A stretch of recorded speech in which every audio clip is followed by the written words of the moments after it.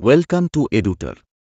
নমস্কার দর্শক বন্ধুরা, আশা করি সকলে ভালো আছেন।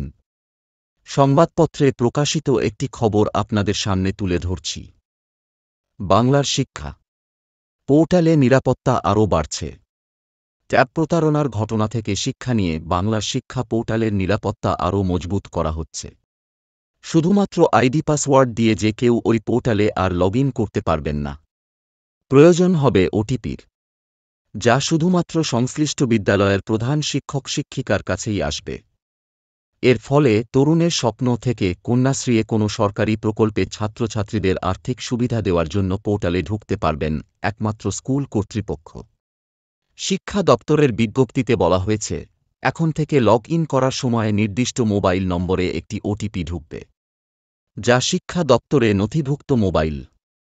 সাধারণত স্কুলের প্রধান শিক্ষকের মোবাইল নম্বরেই ওটিপি আসবে।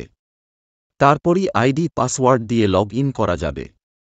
ফলে কোনো সরকারি প্রকল্পের টাকা তছরূপ কিংবা দুর্নীতির অভিযোগ উঠলে দায় এড়াতে পারবেন না প্রধান শিক্ষকরা। জেলা স্কুল পরিদর্শকের কাছে ইতিমধ্যেই এই নির্দেশের প্রতিলিপি পাঠানো হয়েছে। নয়া ব্যবস্থা চালু করতে চলতি মাসের 10, 20 এবং 25 তারিখে সংশ্লিষ্ট সার্কেল অফিসে এ বিষয়ে যাবতীয় তথ্য পাঠাতে হবে প্রধান শিক্ষকদের। দিতে হবে তাঁদের নাম, ফোন নম্বর এবং আধার নম্বর। এরপর এআই প্রযুক্তির সাহায্যে বাংলা শিক্ষা পোর্টালে এই নাম নথিভুক্তকরণ এবং পাসওয়ার্ড তৈরির কাজ করা হবে।